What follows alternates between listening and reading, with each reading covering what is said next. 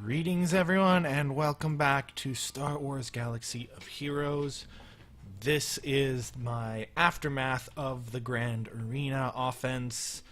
Well, it did not last very long. So the event is done. I lost my round. I had 443 points to their 629. I still get some rewards, and actually this is a real good... Oh, wait, this is the other one. Damn it.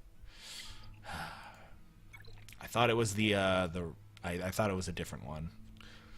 So I wanted to go over what happened, what can I learn from this, and how to be better in the next one. And there is a very obvious problem I did that I was kind of kicking myself for at the end. This is the final results. As you can see, I took out 2 of his squads each. He took out 2 of mine, and the difference of taking out a territory versus just taking out 2 is immense. He also managed to deal damage to my Luke Skywalker team. In fact, I do want to pull this up and kind of point out that this team took 2 attempts to take and was not able to be brought down. So that was a really good... that team performed the best I had on defense because they survived. Took some damage, and as I predicted, they went for Raid Han. They kind of left Leia alone, which probably tore through them, and then CLS is barely even damaged. They didn't touch my main Sith squad, which is to be expected. In fact, I am considering for the next round to switch to an Empire and a Sith squad, respectively, since I kind of used Sith on offense. So for offense, I was able to take out 2 teams. I was able to take out this Rebel team. This was actually the second team I took out. The first round against it, I sent Phoenix and got decimated, barely did any damage. The second round, I sent in Kitchen Sink Wave 2 and was able to finish it off. Now, the first round I defeated was over here. I defeated their Rebels team, and I used Kitchen Sink Round 1, which was Sidious with Fallen Bastila. I realized I had some available synergy there, so I used Sidious and Fallen Bastila along with, I think, Asajj and a couple others to defeat them. I don't actually remember what I used, but I took them out in 1. I took them out in 2, and I considered trying my luck against the Sith, but at that point I was too nervous that I would just end up giving him more points, and it wouldn't equal out even if I took out the squad. So here was my problem. I put my 3 and 4 team together, basically. If I ranked my squads in power, I put 3 and 4 together. And that was my mistake. What I should have done, because my Bastila team held out and managed to take 2 battles, but what I should have done is paired my light side and my dark side together. I did that my first go through on the Grand Arena, and I never took any damage. I don't know if that was just because I didn't get attacked or what, but yeah, I didn't take any trouble from them. So yeah, like that's the first thing, is balance out your squads. If you know what you're going to send in, try and have their power levels, have them ready to be ranked so that you put 1 and 4 together and 2 and 3 together. I think that would have been a much better defense, and I wouldn't have lost so effectively. This, the First Order team, I need to compare now to other good teams because Boba Fett is getting pretty powerful, so I'm starting to think the Bounty Hunter squad might be getting ready to go. Night Sisters are all level 85 now, so I'm going to you know what? Actually, let's do that, because I don't really have a whole lot of gameplay to show, but at least I can create some squads while I'm at it. What do I have for energy? I have a lot of mod battle energy. Okay. So, this is just I just needed to get to this screen in order to do select squad. So, okay, we've got some squads, and the First Order one, if I took the time to level them all up, would be a lot better, especially Officer and Phasma, because then I would probably hit about 70k, like the one below it. Also, I need to finish leveling up Leia. That is just an oversight of mine that keeps happening, and I need to edit this squad because I just don't use him with them ever anymore, pretty much. Like, maybe once I've done that, so we're going to go ahead and just assign Han full-time. So now he's good to go for that. I have a Bounty Hunter squad ready, but it's not going to be my offensive Bounty Hunter squad. In fact, as you saw, Bosk is technically 2... Wait, no, that was just the stars thing, but we're going to go ahead and assemble some new prep teams. So the Bounty Hunters. we're going to go ahead and just go with our top 5.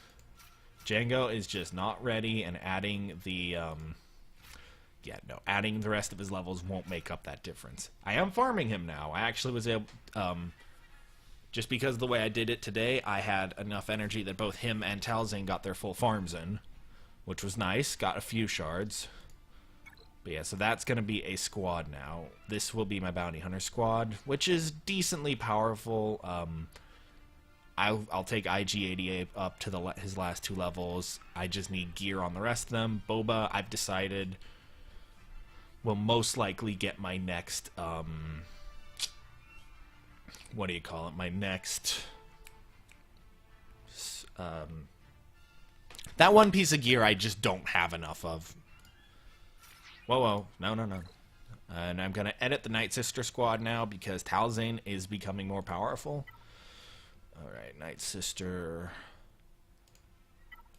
Because I don't want to put the last few levels in Acolyte. And she's 1,000 points better than Talzane. But Talzane's utility is already just stronger. And I don't want to spend more stuff on Acolyte right now because I don't know if Critolite is even viable at this point. So...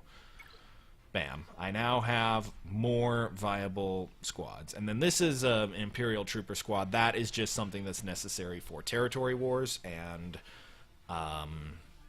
they're not... yeah, territory war? Battle. Territory battle. So that's something used for there on the dark side. It's eventually going to happen. Alright, I did that. I don't have anything close to a resistance squad right now. So yeah, these are kind of like my available squads, sort of. I might as well add Phoenix squad to the list. But yeah, these are squads that can be used for, well, just about anything, really. And this also is good because it gives you a better feel for their power. So we know that if I take Ezra out of the Bastila squad, that it loses some power, and I think it loses about 2k, and it's, actually it doesn't. Okay, now that I think about it, subbing out Qui-Gon for Ezra actually works really well because I don't lose any utility except for the raw output of Ezra versus Qui-Gon. The only difference is they're basic because Qui-Gon has a Dispel that actually buffs up everybody. And he also has an assist attack. And I think Ezra's assist only powers up Phoenix members. And then his raw power, just compared to the rest of Phoenix, is, pretty obvious. But yeah, my goal overall, I'd actually say, like, the type of power levels, Phoenix Squad is, like, a really good example of the kind of power levels, though, I'd want for a Grand Arena team. Yeah, if you look at them, everybody's about 1,300. That's Gear 8, almost 9. 7 stars max level. That's a really good spot to want your tunes. And then, of course, Ezra is the most powerful, so he has... and he's useful in more than one place, so he's got, a Zeta. He's got more overall gear. And that's actually kind of okay, especially when I look at, like, say, the Bounty Hunter and Night Sister squads, the ones I'm working on above it. Talzane needs stars, Talia needs stars, Zombie needs stars, Bosk needs stars. I'll probably... I'm not sure if I'm going to drop Greedo or Cad Bane, honestly. Actually, I might drop IG-88, weirdly enough, for the Bounty Hunter squad to make room for Django once he's ready. But yeah, again, Django needs work. All of them need work, but getting them up to like 1,300 across the board... that feels like a really good spot to get teams. And that's kind of what I would say should be a goal for anyone in my galactic power range who's, just doing 2 or 4 squads on defense. Just try and get the average to be about 1,300 in a squad. That'll put you at about a little over 6k in the game because Ezra's stronger. I got past 70k. So yeah, aim for something in the 60s. I'd call that a pretty good squad. This one works. This one works. Oh, I should turn this into my Akbar squad. That was the second kitchen sink squad. I sent Akbar in. Okay, so we had Admiral Akbar lead. It was Akbar. Him. We used Jedi Training Rey. Biggs, and Cassian. That was actually my secondary Jedi or Rebel squad. Yeah, that was the last one I used because the rest of them get pretty good strength, and then Rey is just one that I've had powered up because she used to be on my arena team back when I was first starting off. So she was a very, and is still a very important character. She's needed for Jedi training Rey and that squad, but right now she serves a pretty good purpose here, and it wouldn't be too hard for me to get a Rebel strong enough to replace her. But again, these are like my points of like, you know, look at this. Everyone's about 1300 on this. So this is a really nice, strong squad. If I powered up the remaining 2 First Orders, I'm sure they'd be closer. Even on my Jedi squad, the last 2 to be geared up, Hoda and Kenobi. Kenobi is just a gear hog. He eats, like, all kinds of things. And then my Zader team up above it. Like, these are all good teams and good power levels, I think. So these are squads I'll be using for Grand Arena. Again, there are more options. As you saw, there was a Resistance Jedi Training Rey team. Even if you don't have Jedi Training Rey, Finn with his Zeta on his leadership is a beast. He is definitely he can definitely make a Resistance team viable in the Grand Arena. So even if you don't have that Hero's Journey character, just, like, they're not everything. There's only 3, and God help me if I run into Revan, because I have nothing that can beat him.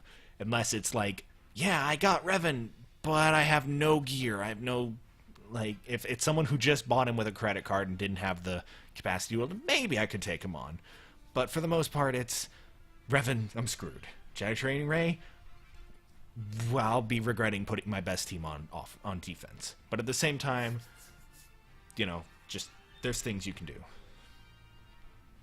And I mean, even like my second best and best team, there is a 1500.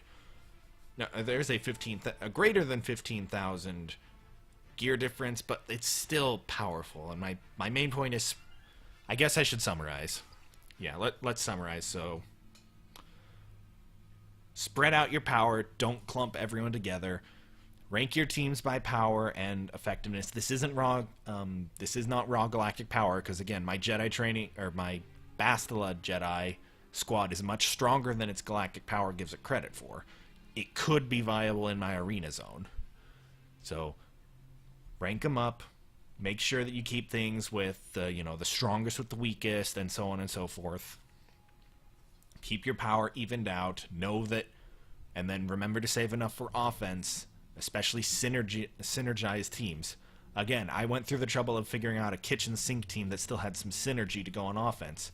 If we look at my characters, Bastila Fallen is not, she's favorited, but she's weaker than Geonosian Soldier. I'm holding off on leveling him up in case I need to do something for an emergency 3PO run. But that's one of my points is, look, like, she's weaker than the freaking Geonosian Soldier, than Cad Bane, the General Grievous. She's weaker than all of them. But I brought her in, and her synergy with Sidious more than made up. And if I'm not mistaken, no, she did have her abilities, and no Omegas. Just basic Bastila was still able to really make a difference. So search your roster. You may have hidden synergies there. And again, the last point is, as always, try and have fun. This is a new game mode. They're testing stuff out. Soon enough, ships, threes battles, more variety will be coming. So enjoy it. Alright, that does it for this. Thank you all for watching. I hope you liked my thoughts on Grand Arena, and I hope the developers continue to try and push this game mode, because I have enjoyed it quite a bit. Thank you all, and farewell.